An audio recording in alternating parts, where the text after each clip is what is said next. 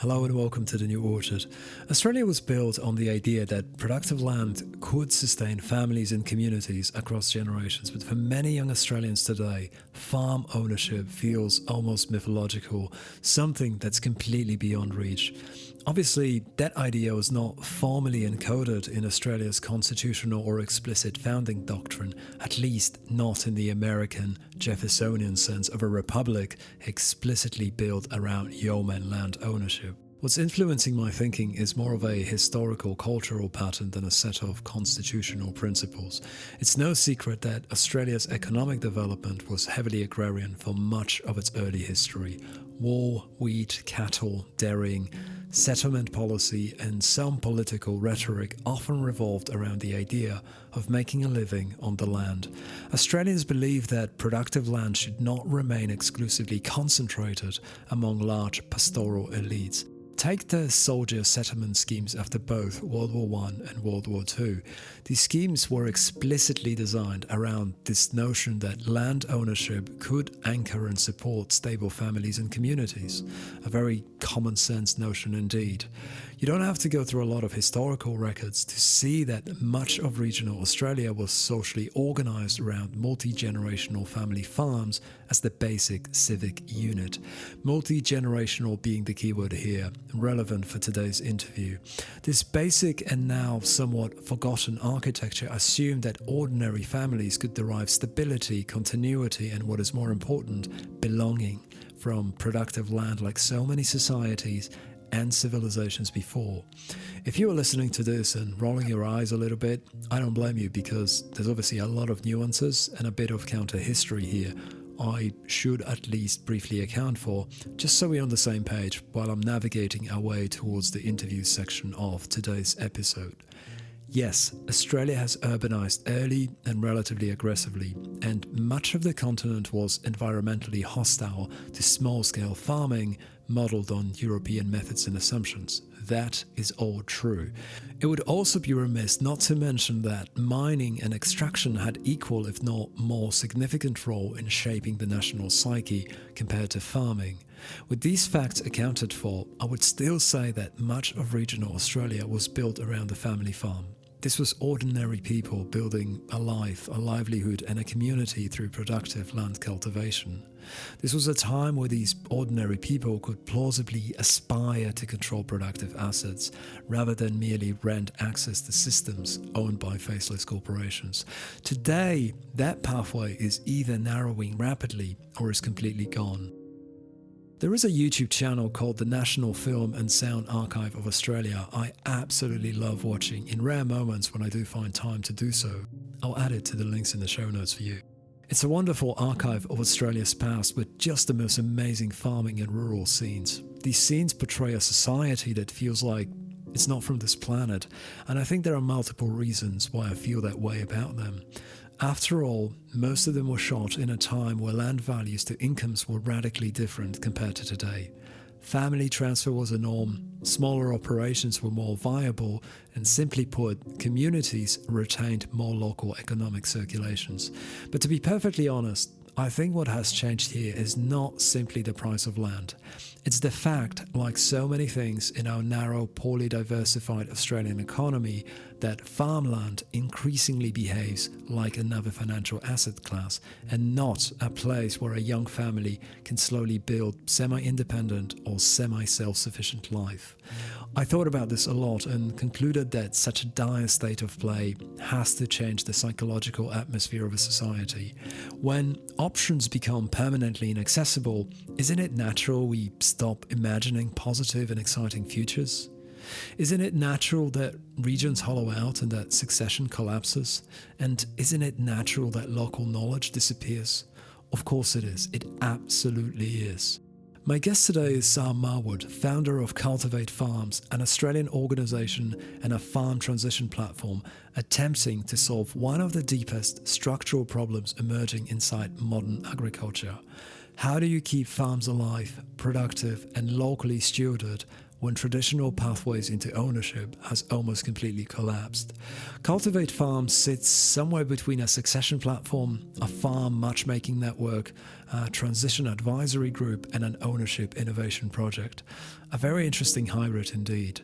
Sam's organization works to connect retiring farmers, aspiring farmers, investors, and regional communities in an attempt to create new viable pathways into agriculture. And that is very cool because our modern economy, not just in Australia, but in most countries really, tells young people that they may consume, that they may rent, that they may even manage systems, but ownership of productive assets is largely inaccessible to them.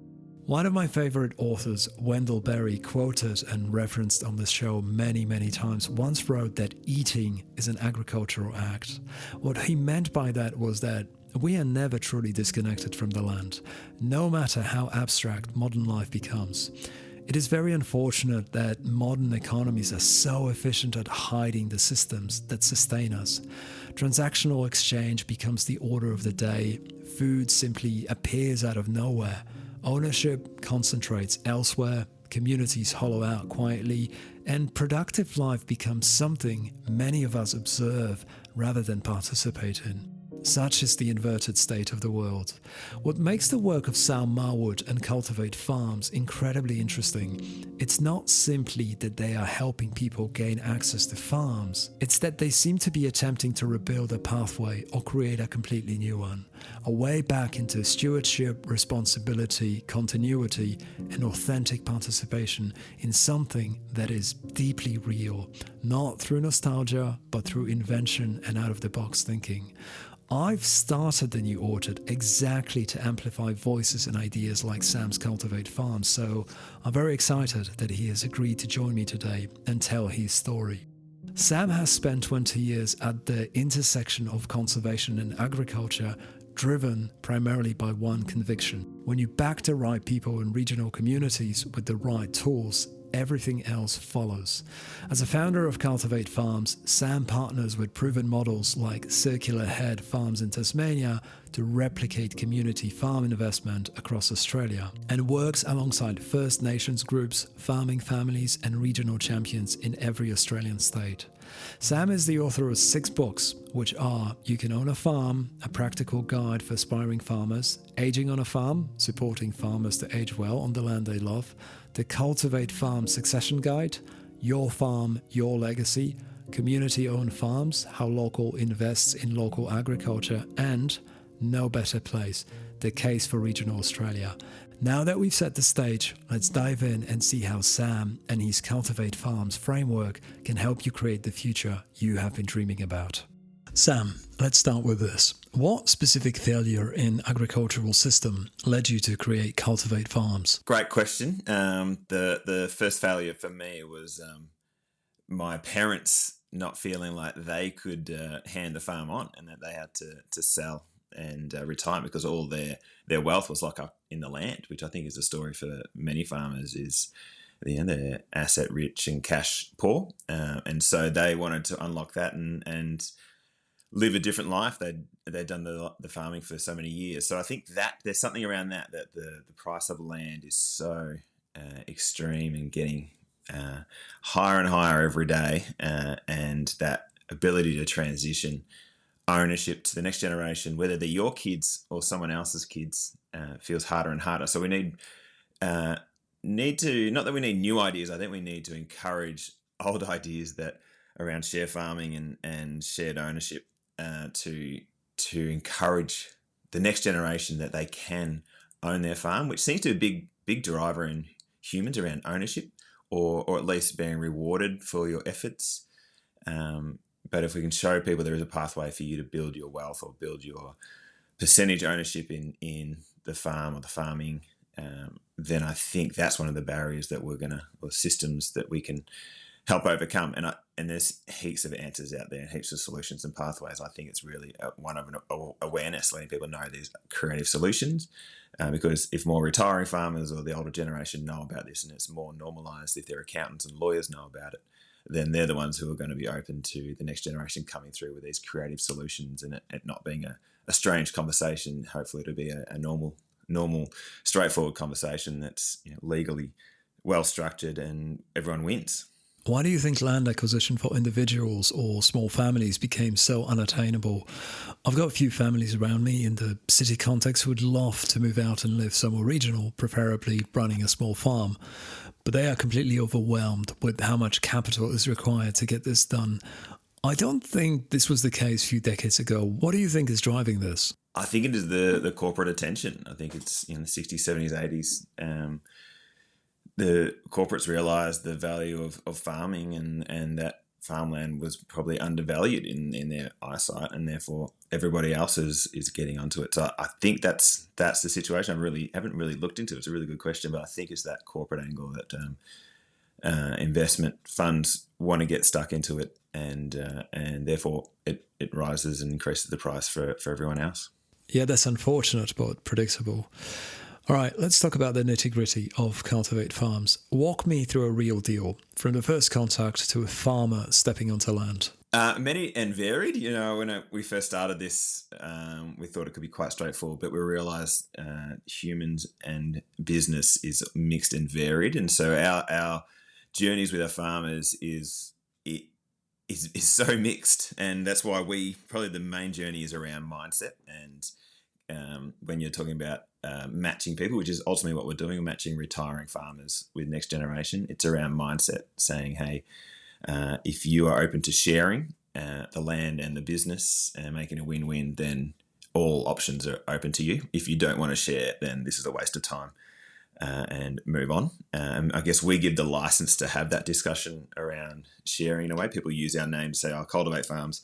They're doing this thing around farm ownership, and that takes away all the awkwardness for the young farmer, the next-gen farmer. When you talk about money, you talk about ownership and someone's livelihood, it gets quite emotional. So mindset, getting through that awkwardness that this next-generation farmer wants to own the farm, are probably the two or three things that we need to get through first, and then everything else around the mechanics flows from there. So it's around... So a retiring farmer has this mindset: look, my kids don't want it, or the kids don't deserve it. But I want to see my farm's legacy maintained, and I still haven't fixed up the back paddock, and I still haven't revegetated the front paddock, and got all these plans, but I'm slowing down.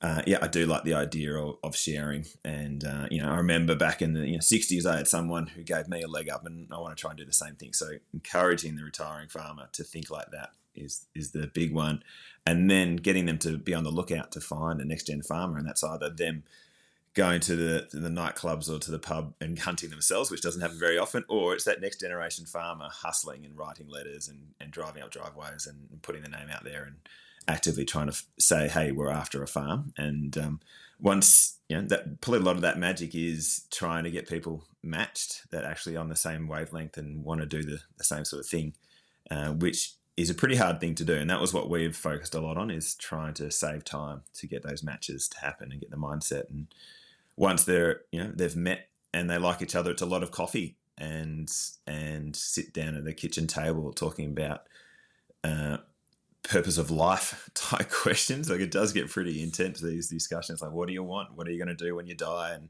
what are your next steps? And who am I? And what have we done in our lives for the next generation? How do I prove as someone coming into this potential partnership that I'm worthy to be part of your farm, which you've spent your whole life and your whole family have grown up, you've raised a family there. So it's all this get to know you, are your values aligned, which we thought was always going to be, what are the legal structures? What's how many head can you carry on the property? What are you growing? Those sort of discussions to us feel secondary. It's all around mindset and love and alignment of values. Because if that doesn't work, then the retiring farmer doesn't want to give information around their farm and doesn't feel that the next generation farmer would be worthy to receive that information and start thinking about it, because it's so personal and so intricate into their life. Their farm is so much about who they are. But if we get through that and get on the same wavelength, then those things around, what are we going to grow? What do we grow already? What could we do? How does it make money? How do we transition ownership? Or what do we want? How much is it worth? valuation, all that sort of stuff can come later. And that's all the stuff that's bread and butter for accountants and lawyers. But what's not bread and butter is that matchmaking is like falling in love and getting married. It's there's no one formula, but we've realised that's it. This is such an intricate part of people's lives, and it's really hard to get those discussions going. But again, that's our job. We've written books to try and make it as simple as possible for people to think this through and have the ideas in front of them, and for them to know it isn't about the legal structure. It's about getting someone your values aligned with then to talk through the legal structures once you know you're aligned. Yeah, I see why value alignment would be so incredibly important in this process. What is the observed variability of values you have experienced yourself in people who are going through this farm matching process? Are they relatively narrow or quite diverse? Yeah, some people just want to sell and walk away. They just don't want the neighbour. I've had people say, I don't want the neighbour to have it. I'm selling, I'm walking away, but I want to dictate who gets it. Then there's a question of, well, the young farmer probably can't pay as much as the next door neighbour, and they probably end up selling to the neighbour, but it's not what they want. Or a corporate rocks up and says, we'll buy it. And they say, I don't want to, but I really want the money. But a lot of the arrangements we talk around share farming. I think that's a really great one, where the landholder has the land and the next gen farmer runs the operations and has autonomy around the operations, around some guardrails and what they can do. And then with potentially the ability to buy into the land over time. So probably comes back to, what does the vendor or the retiring farmer want to do ultimately? Do they need some cash out to go buy a house in town, or are they going to stay on the farm? Do they have some debts to pay out? So what's that kick-off amount of money that they can go retire or step back? And the answer usually isn't the same amount. The whole price of the property and the operations, it's a smaller fraction. So figuring out what that is, and then seeing if the next generation farmer can secure that. So how do they get $500,000 or whatever it is, $1 million? Still is pretty hard if you haven't got the land to secure it against. So there's all these arrangements we've got to work through. But usually it's some sort of share farm or a lease arrangement with the potential, and I think that's probably the exciting thing for the next gen farmer, the potential to buy in. So say an option agreement to say, hey, if we like each other and you don't screw up in 3 years' time, you have the option to buy, one parcel or a portion or whatever it might be. But to give that certainty probably is the big thing we encourage is, hey, go work hard for 3 years, share farmer or next gen farmer, prove yourself. But at the end, if you do well, there is a target, which I think is the big thing to say, yeah, I can own or I can start buying in. That's brilliant. And that's that going back to the core reason of what we're doing. It's that pathway to ownership. I don't think it's ownership straight away, but to know, the corporate can't come in and buy it off me, or someone else can't come in. I've just got to prove I'm a great farmer, and it's in my court. If I screw up, and I lose the opportunity. But if I do well, wow, I've got an amazing pathway here to fulfill that dream I've always had around farm and farm ownership. Isn't it hard to go against the corporate deal making, because the offers that these corporations can make, I'm guessing that would be too hard to resist? Maybe. So we've got a lot of examples of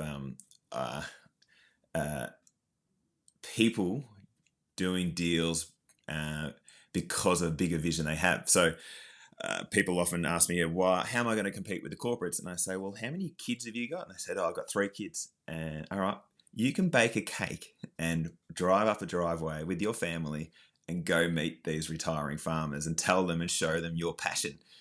How many corporate farmers can do that? And your job is to find 50 farmers and somehow meet them who are on that mindset of retiring, who love their community, who don't want to leave, who hate the idea of being bought out by a corporate. And you get to know them and show them how good a farmer you are and how much you love your community and share your vision. And you can outcompete corporates. Obviously not in every deal, but it's about unlocking your value proposition, which to a retiring farmer who can see themselves in you 20, 30, 40, 50 years ago is huge. And then people will say, well, and so we're working in investment vehicles now where communities are buying farms for young people, and these investors are just everyday people in their community who say, yeah, I want to give back, and yeah, I want to invest in the families. I want to make sure the sporting clubs and the schools are full. and we want to inspire more people to live in our community. And I've had a good time, and I've built my wealth, and I want to share. So I reckon the answer is there around figuring out your differentiator to corporates, and money isn't always the decision for most farmers. Of course, they want a good price, but there's a way to get that value over time rather than right away, which the corporate can offer it right away, but a family can offer it over time and many other benefits. That's an interesting take and a very positive story that some would not go for maximum capital acquisition, but instead orienting around more ethical qualities and community values. That's very good. I want to ask you about legacy and continuity planning. Obviously, city spoils became so attractive to young people 30, 40, 50 years ago. Instead of getting excited about taking over from the parents, kids would leave seeking more exciting life in Sydney, Melbourne, Brisbane, and so on. Are you seeing a vibe shift in the regions with more people wanting to stay and building something that's intergenerational? And so I live in a town. I'm not on a farm because I realise I'm not a very good farmer, but I love helping other farmers. But a lot of people see in central Victoria did what I did. They went to Melbourne, got off the farm, went to Melbourne, and now they're back and they're raising their family in the country. It's like, oh, I don't want to stay in the city. And I can just see the trajectory that you can do anything in the country. You don't need to be anywhere specific, and why not live in nature and where your food's grown and give your kids a great life. So I think there is no barrier now to people wanting to live a good life in the country. And you can see, I often talk about people sitting in skyscrapers looking out, daydreaming, going, I used to be on a farm or in the community. I should be back there. And those days, my parents probably the same thing. Where go try some things. Don't get stuck farming. And there was probably a phase there where farming was very mechanical and unromantic, and people would say it's not aligned to a vision like who would go farming. But I think that was all suppressed, and I don't think you'll ever take that passion for farming out of people.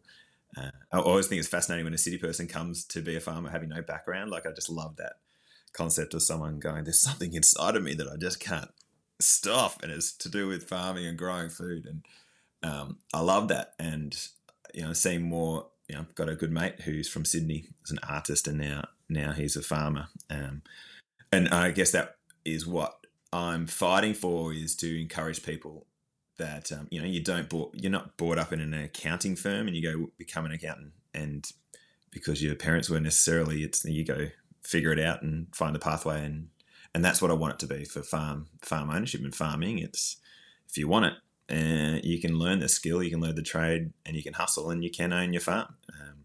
It's just about how much you want it, and we as a farming community need to encourage more people to do that. And again, that's why I'm writing books. That's why I do content, speaking to you today, Patrick. It's like, how do you just get out there and encourage people? If you want it, go for it. There's solutions out there. You're the one that can drive this, and you're not going to dictate it, but you can increase your chances of owning your farm if you just do a few different things and hustle, be persistent, and be genuine. I know a handful of people who left the city. They got to a point where they said, enough is enough. The traffic, noise pollution, crime. They just wanted better environment for themselves, but more importantly for their little kids. It's a big leap, and it's not without consequences. I personally find a move like this quite courageous, leaving the security of steady high salary and embracing the unknown. From my small data set, I see a pattern emerging where these new farmers, after first 2-3 years, either go all in and double down on the idea, or run out of steam and quit, heading back to the city. I'm wondering if you have any insight around the first 3 years on a farm. What are the biggest pitfalls, and how much new knowledge acquisition and skill acquisition is required to come out on the other end successful and with a positive outlook for the future? Yeah, it'll be hard. And I guess it all depends where you're starting. So if you've been running a farm for somebody else, it probably isn't too much of a difference. And that's, I guess, what we always talk about, is where you should have a financial model on 7 different farms in an area you love. You should have it all mapped out. You should be directing your knowledge instead of watching Netflix at night time. You should be out there going, crap, how do I do a cash flow forecast? And how do I, let's do muck around and, log onto those farm planning tools, create your own account, make a mock-up farm, and just live it online, and try and direct your work if you've got a job managing a farm, or go volunteer for someone, or have a list of 20 mentors and annoy them. But I think if you start out on a farm, you've got a deal somehow. You should have done 10, 15 years of hustle and know numbers inside out. And so we do pitching programs. So we help people to figure out, getting farmers to talk themselves up is really hard. So we encourage you, how do you promote yourself? How do you then show, I know how to run a farm? So all these things is in order to get an opportunity. But these are things we would say you should know inside out before you start a farm. And then once you're on your farm, you should be able to jump and get going, because you're going to be punched in the face once you start, because you realise you put the lambs up the top of the hill and they should have been in the down, because the wind comes in from the west and you thought it came from, like, all those day-to-day things are going to be things you have to adapt to, but you should have no surprises in how you would operate the farm and have those plans sorted. And that's, I guess, what a lot of what we do is say, stop waiting. What are you waiting? What are you waiting for, a next gen farmer? Why haven't you worked out a plan? Why haven't you got a 30-page pitch? Why haven't you got your financial model sorted? Why aren't you binging all the farm education programs and just do everything you can to be the best in your spare time, which I know many people don't have, but even I watch a few too many TV shows. You could be doing so much more with that time to get yourself better. But yeah, because you will be punched in the face when you start you're on a farm, and it's all in. But you should be doing a lot of that preparation beforehand. And I would encourage say that if you haven't done that preparation, and show people that you hustle and that you've built some wealth, even though you might get a crap wage somewhere else, but you've saved money. Prove you can save money, prove you can spend it well, and prove you know how to run a farm. Or when you don't have it, you can go do that now. Because imagine rocking up to a retiring farmer or a potential investor or community investor, and you say, "Yeah, I want a farm," and they'll say, "What have you done?" You go, nothing. Versus, yeah. Oh, well, do you want to have a look at my spreadsheets? And do you want to have a look at those programs I've done, the certifications I've got, how many years I've done X, Y, and Z? What do you want? I can pull apart a financial model. I've analyzed your farm, and here's my assessment of where you're at. Like, you should be so onto it that people go, wow, I walked away from that. I caught up with Mary. She's a bloody champion. And I think I might do an arrangement, because she is just all over it, And that's the vibe you want to be giving to people, that you live and breathe this, not you hope someone will put something on a plate for you who knows nothing about you. Oh, that's very cool indeed. I want to keep this entire conversation positively framed, but expanding on my previous question, I have been told a few times that it takes approximately 10 years to learn how to run a farm. Do you think there is an approximate cutoff point when it comes to age for starting this journey? I'm asking this because farming is serious business that requires strength, stamina, agility, and so on. So probably one should not be starting this adventure at 60, right? Answer is no. Obviously, there's a normative curve. What's that curve? More people, 30s, 40s that I deal with than older. I'm encouraging more younger people to be thinking like this in their teens and plan, which is what I wish I did. But also, what does it mean to run a farm? That's probably the first thing I thought as you're asking that question, Patrick, that you're not necessarily one who has to be out there on the tractor, doing the work. You can sit as a director. You could be the deal creator. You could be one finding the investment. You could be the one strategizing, and your job is to find those next gen farmers who back can be broken for that sort of work, and who are good at the farming but haven't been able to find the deal. So the answer is, if your body's up for it, we don't discriminate, and you're willing to hustle. Because who are we to say, when we're doing matchmaking, whether someone should partner with someone? Like, it's their decision. And who am I to say whether you should love farming or not and want to go for it? So I offer it to everyone. It's just probably that assessment of whether you physically can do it. And if you physically can't, I think you've got so many other skills you can offer, or partner up with other farmers who don't have that ability to open doors and find opportunities then. And you could sit as a director on the farm, and you could probably drive the tractor every third Thursday if you want to, but your skills are in marketing or in legal or whatever it is. But just I love the idea of creative models of shared ownership, and not necessarily saying, oh, I need to own the farm 100% outright from day one. And it's like, well, imagine if I owned 5% of this thing and I had the ability to own 30% over time, and I did it with two other people. We all had full-time jobs, but we're in and we run this farm. We even the young farmers might employ. So imagine that. Imagine the farmers who own the farm, four of them get together, own it. They don't farm it, they employ someone to run it, but they still own it. And they're working on another farm somewhere else. Like, there's all these creative solutions out there. I just think people need to keep their minds open. And again, age shouldn't be a barrier. It should be just make sure you're positioned in a way that gives you energy, and know all the different tools are available to you, and partner with good people. Yeah. Oh, I love that. Let's get back to your Cultivate Farms framework.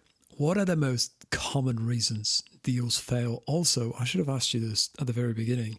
Can you tell us, when did you start doing this? The common I think is that mindset. So it's the people aren't on the same page, and haven't written it down. How many times have I heard people say, "Oh, we haven't written our agreement down"?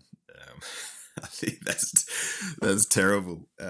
So people, there's some sort of awkwardness around setting up arrangements that people don't lean into, or the next gen farmer feels, oh, I can't ask for that, and I can't make it deliberate. I know that's what I want, but I can't deliberately spell it out that I want to own the farm, and in 5 years I want to be able to da da da da da.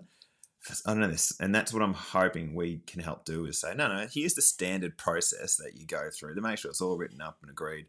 One, we'd have the legal agreement, but also we should just sit down and outline our values and write that on our document as well, and how we want to operate, and have someone come in and check in on that. So that's the biggest. It's like, I guess, a marriage, isn't it? If you're not talking to each other and continually agreeing to it, and having it, others witness it, that you are agreeing to it, everything can fall apart, even with a legal agreement. So again, that mindset, are you on the same page? Do you like regenerative farming? Yes or no? If it's a yes, and you vote, that's great. Okay, next one. How long is this for? What are the goals? And make it more tangible. So unless that's all worked out, it just gets more and more awkward, and you just see it falling apart. So that mindset is so key. And I guess these are all things we've learned, trying to tie that nicely into your second question. Since we set up in 2000, 15, 12 years or something now. What's that? Maybe 2013, 2014, roughly, we had the idea. But it was all, I started with Tim and Tegan Hicks, who are good friends of mine, and we had the same story as Tim and I had the same story, where we were planning our lives on our farms, and then our parents said, "Nah, we're selling. What do you mean?" And what? Hang on. And for some reason, I knew if I wasn't going to own the farm, why would I farm? That was a really interesting mindset, and I know that that's a mindset for so many. And if I knew what I knew now, I would own 3 or 4 farms, I reckon, by now. Just by hustling, I would have gone and said, "Well, screw you, mum and dad," and I would have done some share milking. I would have baked cakes for the 3 next door neighbours, and became best friends with their kids, and whatever I had to do to build relationships and prove I was good enough, and hustle to one day someone to go, "Marwood, you're good. We love you, and our kids don't want it. In fact, we don't want our kids to have it. You've got it here." And I'll go, "All right, here's the legal agreement," and off we go. But that didn't happen. But I love seeing the next generation do it. And I think my parents saw that I was actually useless, so that's why I didn't get the farm. But I'm glad in a way, because now I'm helping those who are really good at farming to follow their dreams and keep going and being persistent, because that's what it's about. It's about having 100 options, in the expectation that hopefully one leads to this pathway to ownership. But could take 1 day, could take 10 years. It could never happen. How do you keep getting up every day and pursuing this when that's a chance? But it is a fun journey, and if you love farming, it's worth it. Is the local government in your area where you live involved in supporting initiatives like your Cultivate Farms organisation, or are they sort of indifferent? I think they want us to succeed. What they can do to help is probably pretty limited. I've spoken to every ag industry, every level of government, and everyone loves what we're doing. but there's not really much more they can do. I speak at succession planning events, next gen farmer events, and really everyone wants someone else to have created a solution ahead of the case study. So that's, I guess, what we're focused on: writing books, proving models. We're doing our community investment vehicle now. We've got set up legal structures in place for communities to be able to buy farms for young people. We've had to just jump in and do it. There's one program I do want to really push and go to councils and say, peri-urban councils especially, say, your farms are getting chopped up and not productive, but what if 5 landholders brought on 1 share farmer? And I know that happens a lot, quite regularly, just through people hustling, but a program like that to be able to put in front of councils and governments and say, hey, here's a ready-made, proven solution. All you have to do is promote it on your Facebook. Like, that's probably as much as I can expect from government now, is just that, give that endorsement that there's a cool solution. Because I sort of also don't really want to rely on government and the industry on this. I would love more support, obviously, but I think it comes down to finding individuals who really want this and want this for their community and want them for themselves. We can't be there every day to get alongside people who want to hustle. They've got to want to hustle first, and we give them the ideas. And this, I guess, the same thing with government. We can't say, hey, government, you need to set up a program that does X, Y, and Z, because they'll, a couple of years forget about it, or something will go wrong or whatever. But they can encourage it and promote it, which I think is probably the bottom line of what we need. Just encouragement that and discussion to show these arrangements, these share farming, these peri-urban deals are normal and good and fine, and maybe just normalise the discussion might be the best thing that government could do in order to encourage people to take hold of an opportunity or think creatively for themselves. It's commendable that you're not seeking government handouts, essentially, like so many organisations out there. Let's move on to the next question. Can a young farmer realistically build equity over time? Or are they effectively long-term operators? What's your point of view on that? It depends what the deal is. So if you, so I think the biggest issue for a farmer, so talking about a family or an operation who need staff, their biggest issue is staff. How do you get someone to rock up every day, to go to sleep worrying about whether the irrigation bay at the back was plugged or not, rather than going home and not caring? So it's, how do you get someone to care enough about their job that they do a really good job? That's their number one issue, whether you're a corporate farm or a small farm, it's staff. And so we're trying to get the discussion to be, well, if you want, either you pay the worker really well, if you want them to think about that, pay them really, really well, or why don't you give them a pathway to building wealth and equity? And that could be in the land or it could be in the operations. So a lot of what we're doing with our community investment vehicles is around the share farming arrangement, where next gen farmer focuses just on building their equity in the business. So the herd, for example, in a dairy setup where they get every second or third heifer, and you start adding that up, and in a number of years you can own a lot of animals on top of your returns from your milk check. And that sort of arrangement can be applied to any farming operation around the business versus the land, and say, all right, your job is to earn 50% of the business through doing that sort of arrangement, and you do the maths, and that takes 5 to 10 years. And then when you hit that, you do a good job, then you have the right now to start buying into the land as well. So the first thing is, do you have are you just getting a wage, and then you need to go maybe save that money to buy some cows yourself and put on someone else's farm or whatever it is you're doing.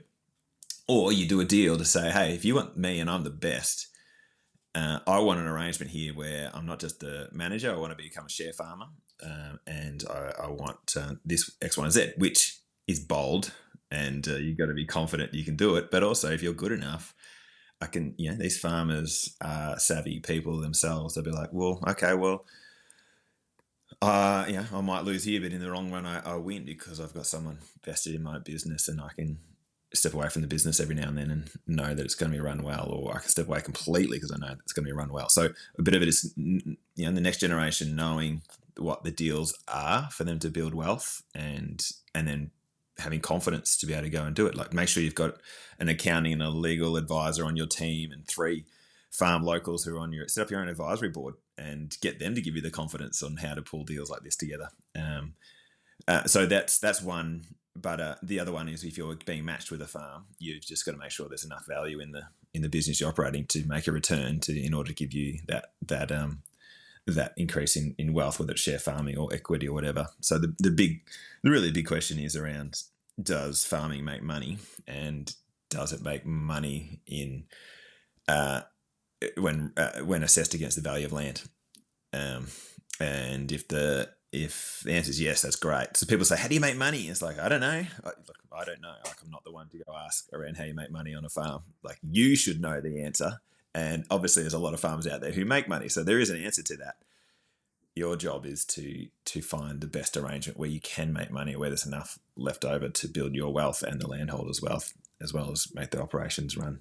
So again, it's mindset, it's knowing all the tactics, it's having people around you, it's knowing your story, proving you're good enough, and then being bold enough to ask. Yeah, being bold enough to ask. I like that. People who I talk to about this a lot and who primarily come from city environments and technology sector, they have a tendency to attack the problem from a different angle. You know, growing vegetables and animal husbandry in their initial plans are almost sitting on periphery, with creating a tallow-based cosmetics brand or like a pure organic protein powder brand taking more of a center stage. I guess this angle would be very interesting to a traditional farmer who spent his or her entire life conducting very traditional business. Somebody comes in and says, let's grow a ton of lavender and make some soap and shampoo. I love that. It's different, isn't it? Yeah, but I love that. Like, that's what the next gen farmer should say. Is like, hey, I've done the numbers. You're probably making around 3% profit just on selling wholesale. What I'm going to do, I've got a distillery here, and I'm going to spend. It's only 45,000. I'm going to put in, and I'm going to get a distillery for the lavender. I don't know how you do lavender. And we're going to. I've turned your numbers from 3% to 42%, and that's just we do some marketing. Yeah, that's awesome, and that's the sort of thing that I think retiring farmers want to see. Obviously, you got to find the right industry and be able to prove it as well as all that away. But a lot of farms are wholesale, sell to the market, non-value added. But you're saying, no, I'm going to do every second Saturday. I'm going to sell this at the market, and I'm going to do it. In fact, do a deal. Let's do a deal now. What are you getting now at the yards when you sell your whatever it is, your sheep, whatever? I'm going to buy it off for the same price and go away. I'm going to prove that I can sell it for more. But if I sell it for more, I'm going to want to have a pathway to own. Or if you can hustle like that and use the internets, and when a lot of farmers don't know in that older retirement age, is like they don't know that sort of stuff, but are open to it. If you can do it and you can prove it, fantastic. So I think that's a really cool way of de-risking it for everyone. Is if you know how to make soap and can do it well and love the idea of farmers, well, go find the people who are growing the product and find it in the location you're willing to work in and show you can make them more money or the same, but in a really cool way. Great. I think that's awesome. That's the sort of hustle you want to see. But ultimately, at the end of the day, if farms don't make money, then really it's a lifestyle or a tax avoidance thing for landowners. And it's just a different discussion, which is the peri-urban discussion. It's more of a lifestyle thing, and you've got to find creative solutions. But if farms make money for the value they're being purchased for, then go for it as a next-gen farmer. And but also just thinking maybe that there is that sweet spot where the land prices are crazy and people aren't making any money off it. And if you can find that value-add solution around soap, maybe that's your niche right there to be able to get the foot in the door. You've briefly talked about this already, but maybe we can dive a little bit deeper. When it comes to land acquisition, is the real problem capital, or is there something deeper in Australian agriculture that stops new entrants? Yeah, capital's it. Like I've read every single policy and position paper on farming, and all of them talks about the need to support retiring farmers and also get the next generation in. And every one of them says the biggest barrier is access to capital. I remember doing a YouTube in response to one of those policy documents, which I don't think was received very well, saying everyone writes the same thing and no one has the solution. And not that we've got the perfect solution, but that's what we're completely focused on, is around how do you get around the capital issue and how do you go from zero to farmer. And it's through everything we've talked about, which is, well, one, you go rob banks or go gambling and try and steal money or be born rich. So or marry into it. That's also a good way to do it. the other way, if you don't have those options, is to hustle and use relationships and prove you're good enough. That's pretty much the thesis. And build and be savvy enough to know what the legal arrangements are that are a win-win for you and the farmer, the landholder, where you can build wealth and they build wealth and everyone wins. Yeah. Sam, can we talk a little bit about your books? What are your books about and how can people get their hands on them? We are just updating the website now, but there's 6 of them. So we've got You Can Own a Farm is the first. So for next gen farmers, it's all our tips and tricks over years of how to hustle to own your farm. We've got the Aging on Farm guide. So that's for retiring farmers who are open to the idea of sharing. We've also written a farm succession planning guide. I think it's the best one in the world now. And that's how do you get the conversation going? Because the actual technical arrangements on succession planning is quite straightforward and in a way boring. Like it's there. You can Google it. It's how do you get the discussion going in the first place around family succession. So that's something we've delved into. That one's around family succession. How does a son or a daughter who have not been able to have the discussion get the discussion going? How do you get the parents to talk if they don't want to? Those sort of discussions is what that book's about. 4 is around how do you set up your own investment vehicle to buy farms in your community. So we're proving that and we've laid all that out. That was number 5. Number 4, one before that, is a land trust. So we'll set up a vehicle to be able to put your farm into an investment vehicle where you maintain ownership, but it's managed by great people along with your values, and you can step away but still have the asset yourself and sell a portion of it. So it's just a creative model that we've created. We haven't seen something like that before. But it's talking about how do you get to that mindset of wanting someone else to run your farm, but you still own it. So it's a bit of a different angle. So that's 5. And the 6th one is how do you, as you love your community, how do you get on and make ideas happen in your regional community? And so it's not just about farm ownership, but it's about finding ideas, pursuing them, and having the confidence to do it, which is where my life is at the moment around all the things I've learnt with Cultivate Farms around how to hustle. It's like I've got heaps of other ideas I want to pursue, and how do you have the confidence to go and hustle and again build a team around you to go find those opportunities and go for it. So that's 6. Man, that is a lot of books for a young lad. You're one prolific writer, aren't you?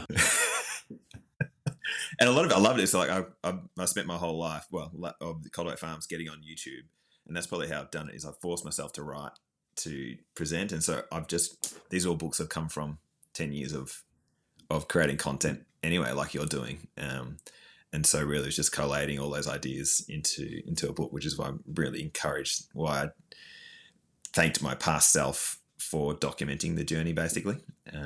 And that's what I encourage. Probably anyone, write your own memoir or write your journey down. It's hopefully going to be value to your family or to other people. But that's how I've approached this: is document the journey, share it, and I've now got the opportunity to put it all into books and give it away.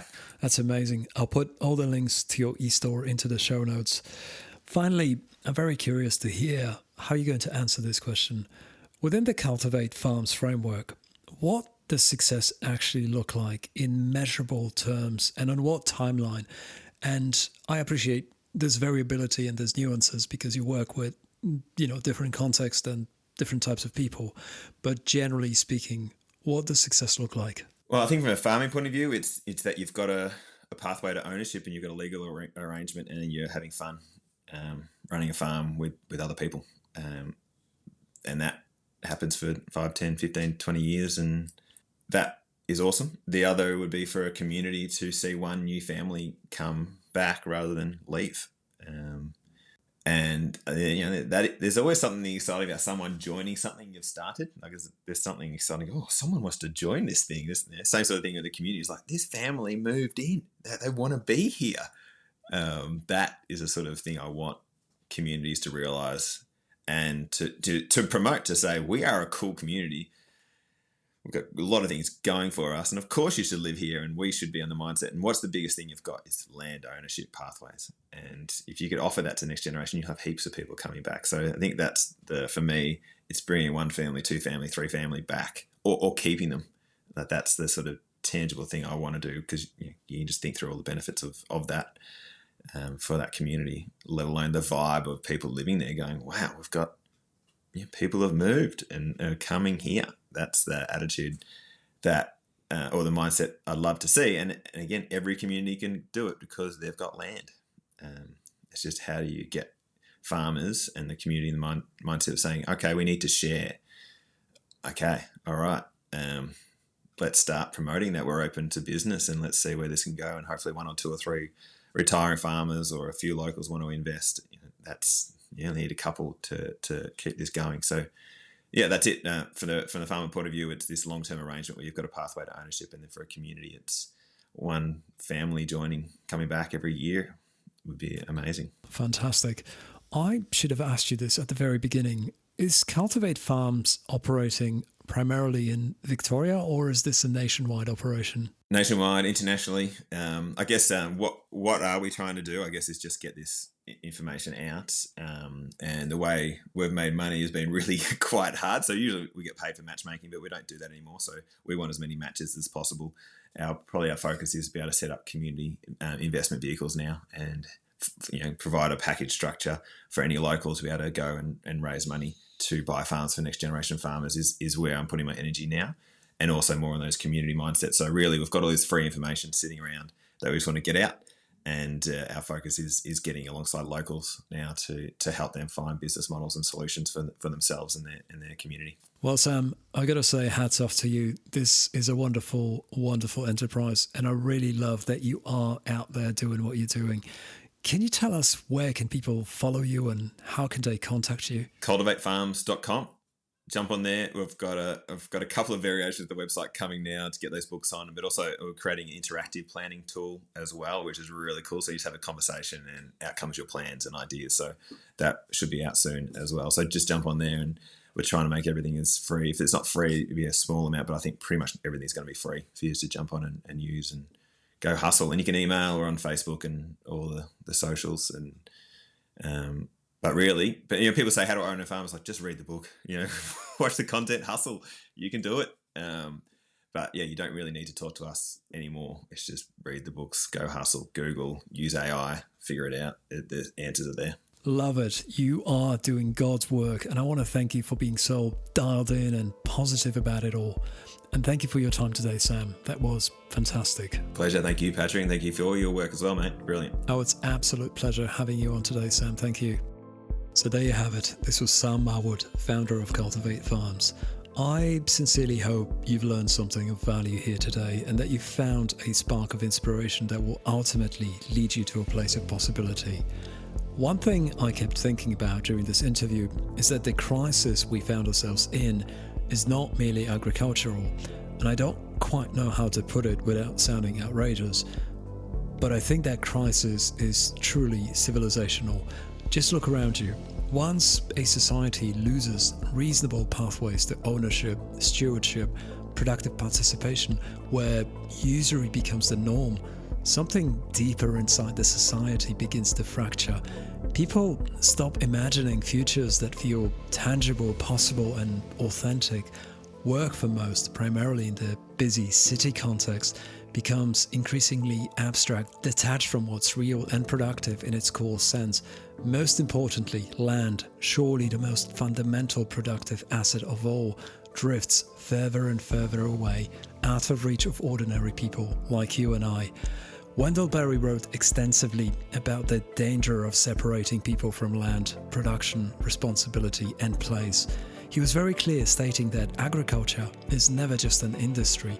It shapes culture, psychology, family life, community continuity, and our relationship to reality itself. And this is why what Sam Marwood does, and why conversations like this matter so much right now. Because initiatives like Cultivate Farms remind us that systems are not necessarily fixed. The old traditional pathways into farming may no longer function the way they once did, but that clearly does not mean new pathways cannot be built. The answer is not to mourn the collapse of old institutions, but to think differently enough to create entirely new methods. I feel this is what today's conversation was really about, the rebuilding of possibility. Please do check out the links in the show notes, subscribe, and share this episode with people who might be interested in pivoting their lives and becoming a farmer. Thanks for listening, and see you next time.